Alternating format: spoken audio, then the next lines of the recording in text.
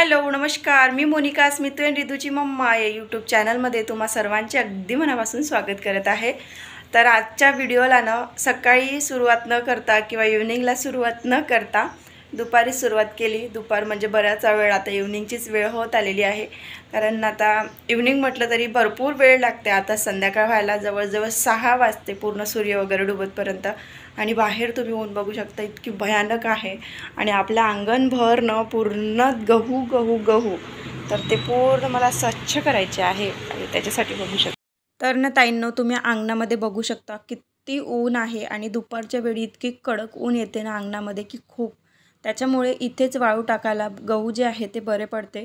आणि खालची जी ताडपत्री दिसत आहे ना, ते आत्ता विकत आणली नवीन। पहिले ना आम्ही काय केलं होतं, जुगाड केलं होतं, ज्या चुंगड्या आपल्या घरी जमा होते ना तांदळाच्या वगैरे, डाळी वगैरे आपण विकत आणतो, त्याच्या चुंगड्या कापून त्याला असं छान असं नायलॉनचा जो धागा असतो ना त्याने छान शिवलं होतं। पण ते कसं असते, जुन्या चुंगड्या आपण जमा करतो त्याच्यामुळे त्या चुंगड्या ज्या आहेत त्या लवकर कुजल्यासारख्या होते, म्हणून ते पूर्ण जे काही आहे ते वायाच गेल्यासारखं झालं। म्हणजे जिकडून पकडलं तिकडून तो कोणता असा फाटायला लागला होता। आणि गहू वगैरे वाळत टाकायचं म्हटलं ना, मग असं थोडंसं जरी छिद्र असलं की तिथून मग पूर्ण असं ढिगभर सांडते असं होते, म्हणून मग हे ताडपत्री जी आहे ती नवीन विकत आणली। आणि रिदू बघू शकता पप्पाबरोबर, त्यालाही गहू आज वाळू घालू लागायचे होते, तर तोही मस्त एन्जॉय करत आहे। आणि ते ना असं पायाला छान मसाज केल्यासारखं वाटते असं गव्हावर चालल्यावर, त्याच्यामुळे त्यालाही मस्त मजा वाटत होती। आणि त्यानंतर ना दुपारी मी गहू साफ करायला काढले, कारण थोडेसे जे गहू आहे ना ते चुंगडीमध्ये दिसत आहे तेवढे, आणि टपमध्ये निळ्या टपमधले तेवढेच फक्त गहू जे आहे ते जुने शिल्लक होते। म्हटलं हे जर गहू ह्या नवीन गव्हात मिक्स केले तर खराब होईल, आणि आता थोड्या 2-4 दिवसात दळण पण संपेल, तर हे सगळं सेपरेटच ठेवायचं म्हटलं।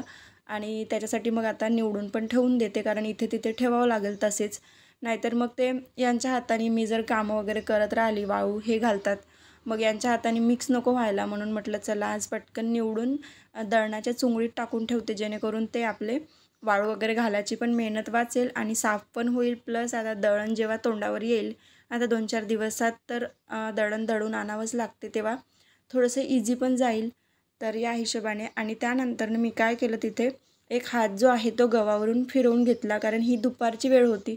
सकाळी जेव्हा आपण टाकतो ना त्याच्यानंतर दुपारच्या वेळी थोडासा हात फिरवला की नंतर जे खालचे गहू आहेत ते आणखी वर येते, आणि मग ते आणखी छान असे वाळतात। तर एवढी मेहनत ही घ्यावंच लागते जर आपल्याला कुठलंही धान्याचा जो प्रकार आहे तो साठवून ठेवायचा असेल, तर खरंच खूप मेहनत घ्यावं लागते।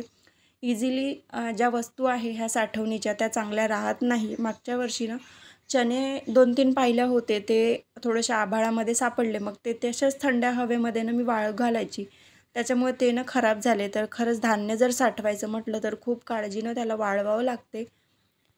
जरी आपण साठवताना त्याच्यामध्ये काही नाही टाकलं तरी पण ना थोडंसं जास्त 2-4 उन्हात दिल्या तर ते जे धान्य आहे ते व्यवस्थित राहते।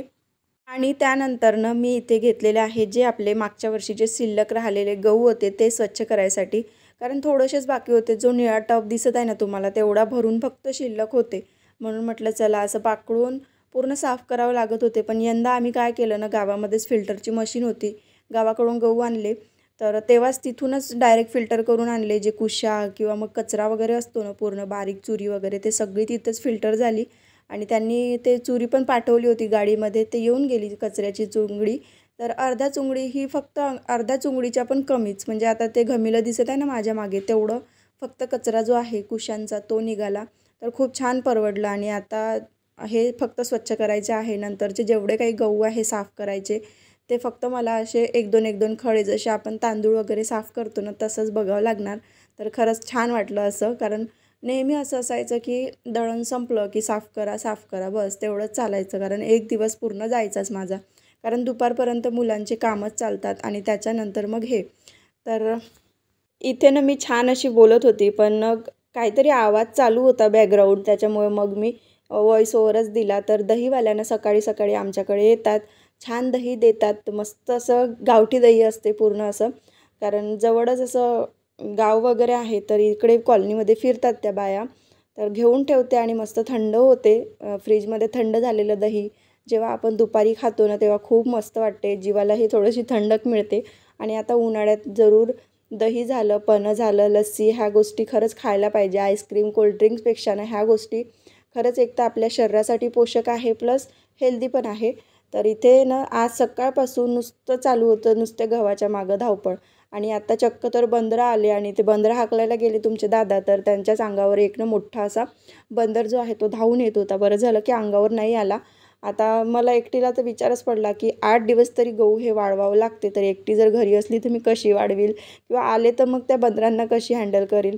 त्याच्यामुळे ना आज काही लस्सी वगैरे काही बनवलं नाही. तर तुम्हाला ना मी जे बनवील दुपारच्या वेळी ताकाचे पदार्थ, दह्याचे पदार्थ किंवा कुठलंही पन्हं वगैरे तर दुपारच्या वेळी मी बनवत असते नेहमी. उन्हाळा असला की नक्की शेअर करेल. ना इथे ना सगळे आम्ही मिळून मिळून मस्त एकमेकांना मदत करत गहू जे आहे ते जमा करून घेतले. कारण बंदर काय करते ना, येते आणि मस्त्या करते. खात तर नाही लेगायचे, पण मस्त्या करते ना, पूर्ण इकडे तिकडे विस्कटवून टाकते. आणि ते जर इकडे तिकडे पसरले की मग एक एक एक एक दाणा उचलायला खूप त्रास होतो. मग ते झाडझुडीतच पूर्ण चालले जाते.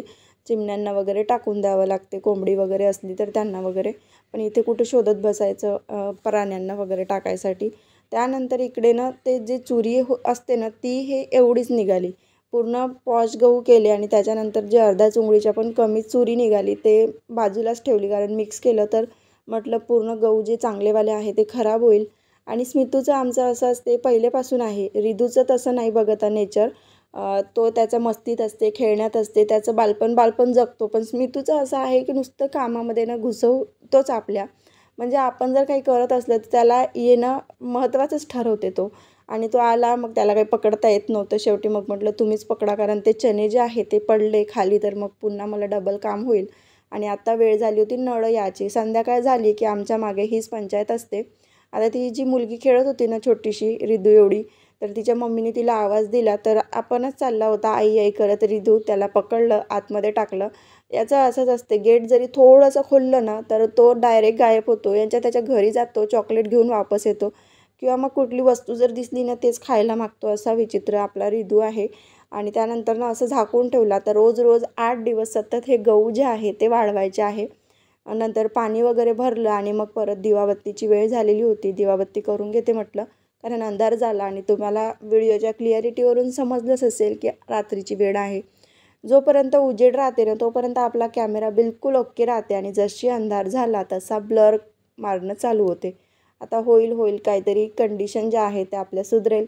जेव्हा माझी फर्स्ट इन्कम येईल तेव्हा मी खरंच पहिला मोबाईल घेईल. कारण मोबाईलमुळेच आपलं यूट्यूब चालत आहे आणि मोबाईलवरच ते चालणार. पण जसं आपण क्लिअरिटी देऊ तसे आपले ऑडियन्स रिटेन्शन आपल्याला मिळते. त्यानंतर दिवाबत्ती वगैरे झाली आणि आज स्वयंपाकाचं म्हटलं थोडंसं शॉर्टकट करते, बेसन भात किंवा बेसन खिचडी वगैरे. आणि मग हे जे काढून ठेवलं होतं मी फ्रीजमधून बाहेरच पहिले काढून ठेवावं लागते जर लोणी वगैरे आपल्याला तूप वगैरे बनवायचं असेल तर. त्याच्यामुळे एक कपडा आणला छान, मिक्सरच्या खाली ठेवला. कारण जे काही आपण घुसडतो ना मिक्सरमधून फिरवून घेतो तेव्हा ते उडतेच, कितीही नाही म्हटलं तरी ते उडते. त्याच्यासाठी चिकट होते. मग ते खालची वगैरे जागा किंवा टाईल्स वगैरे पडलं ना तर चिकट होते. त्यासाठी मी एक खराबवाला कपडा आणला, तो मिक्सरच्या खाली ठेवला. आणि आता पूर्ण असं तूप जे आहे ते बनवून घेत आहे. खूप सारं जमा झालं होतं आणि इथे बघू शकता तुम्ही अशा पद्धतीने तूप जे आहे ते रेडी होते. इथे लोणी तयार झालेलं आहे. आणि लोणी तयार झालं हे कसं समजायचं तर पूर्ण पाणी एका साईडला आणि गळाच एका साईडला असा तयार होतो. त्याच्यावरून समजायचं की आपलं लोणी जे आहे ते तयार झालं. तर पहिला फेरणं माझं चुकला. पूर्ण घुमवलं नंतर पाणी टाकलं तरी ते काही गोळा तयार होत नव्हता. म्हटलं मग पाणी एका बाजूला काढून घेतलं आणि लोणी एका बाजूला, असं कसं तरी करून घेतलं. कारण एकच स्पॉट मी फिरवत बसली असती ना तर पूर्ण वेळ झाला असता. आणि कधी होतेच आपल्या कामामध्ये ना, कधी जर आपल्याला जास्त करायचं असेल ना तर मग एखादी अशी पंचायत होऊनच जाते. तर इथे बघू शकता किती मोठ्या प्रमाणात आपलं जे तूप आहे ते तयार झालं. जो नेक्स्ट व्हिडिओ येईल ना त्याच्यामध्ये दिसणार तुम्हाला खूप सारं तूप जे आहे ते निघालं. आता तर बनण्यावर आलं आहे, बनलेलं नाही आहे. आणि पूर्ण जेवण होतपर्यंत, सगळे कामं होतपर्यंत, शेवटी 11 वाजेपर्यंत तूप जे आहे ते बनलं. आणि मी जसं सांगितलं की शॉर्टकट आज थोडंसं स्वयंपाक केला, खिचडी आणि बेसन. तर हेच बनवलं होतं आज. आणि त्यानंतर ना सगळे काही कामं झाले. आणि इथे बघू शकता तुम्ही की पाणी टाकलेलं आहे. तर मी म्हणाल की ताई तुम्ही सकाळी पण इतकं पाणी वगैरे टाकून काम करता, रात्री पण तसंच काय? तर नाही, आज नळ इतके कमी आले, 2-4 गुंड मोजून. त्याच्यासाठी ना आज मला असं करावं लागलं. गव्हाचं तर होतंच चालू दिवसभर, त्याच्यानंतर तुपाचं झालं. आणि तुपाचे भांडे म्हटलं ना तर खूप सारे निघते. आणि त्याच्यामुळे मग काय झालं, आम्ही इथून साईडला थोडंसं पाणी आणतो, म्हणजे असं पाईप मिळते आम्हाला, थोडंसं अवेलेबल होते कसं तरी जुगाड लावून. तर ते पूर्ण पाणी भरलं, त्यानंतर पोछासुद्धा लावला, कारण पाईपला ना पूर्ण चिखल लागून होता. तर जिथे काम सुरू असते ना तिथून तो पाईप आणला जाते, तर पूर्ण चिखल लागून होता. त्याच्यामुळे सगळ्या पायदानी धुवावं लागल्या आणि मुलांच्या आंघोळीचे कपडेसुद्धा मी धुवून घेतले. गेटला लॉक आहे, पण इथे बघू शकता साईडच्या घरी आमचं झाल्यानंतर त्यांनी भरायला घेतलं. तर पाईप जो आहे तो आता 11 वाजले तरी चालूच आहे. असं असते आमचं क्वार्टर लाईफ. तर ना ताईंनो, आत्ता वाजलेले आहे 11:15. आम्ही पाण्याच्या चक्करमध्ये राहिलो ना, 1 ते 1.5 तास पाणी भरावं लागलं. इतकं पाणी सगळं खाली होतं, टाकासुद्धा खाली, सगळे 3च्या 3ही ड्राम खाली, कूलर खाली, सगळं A to Z खाली होतं. पिण्याचं पाणीसुद्धा नव्हतं. एवढी टंचाई आहे आमच्या गडचिरोलीत, म्हणजे आमच्याच क्वार्टरमध्ये आहे, म्हणजे एवढ्याच 4-5 क्वार्टरमध्ये. बाकी तिकडल्या लाईनमध्ये ना खूप छान असं पाणी येते. त्या बाया तर अशा नळीने पूर्ण अंगणात वगैरे पाणी टाकते, पण आमच्याच इकडे थोडंसं पाण्याची टंचाई आहे. आता 2 महिने तरी असेच काढावे लागते. पण खूप चांगलं आहे नशीब की इथे जवळनं पाईप मिळतो आम्हाला, म्हणजे थोडंसं ओळखी वगैरे आहे, त्याच्यामुळे पाईप मिळतो कलेक्टर बंगल्यातून. तर चला, आता वाजलेले आहे 11:15 आणि आता मी आंघोळ करते, कारण इतकं हे झालं ना आज का खूप गहू साफ केले, त्याचं ते कचरा कारण पाखडावा लागतो. आणि त्याच्यानंतर ना म्हटलं तूप जे आहे ते मी बाहेर काढून ठेवलं होतं बनवायसाठी, राहून जाईल, ते पण बनवून घेतलं. आणि आता ना आंघोळ करते आणि छान मस्त जेवण करते. मुलं जेवत आहे एवढा उशिरा, त्यांना थोडंसं नाश्ता वगैरे झाला होता मगाशी मधात, त्याच्यामुळे तेवढा वेळ राहिले ते. तर चला, इथेच मी व्हिडिओचा पण एंड करते. कसं वाटलं तुम्हाला आजचा व्लॉग कमेंट करून नक्की सांगा. व्हिडिओ जर आवडला असेल तर व्हिडिओला लाईक करा, शेअर करा आणि चॅनलवर तुम्ही नवीन असाल तर नक्की सबस्क्राईब करा. पुन्हा भेटू अशाच एका छानशा ब्लॉगसोबत. तोपर्यंत सगळ्यांना बाय बाय. श्री स्वामी समर्थ.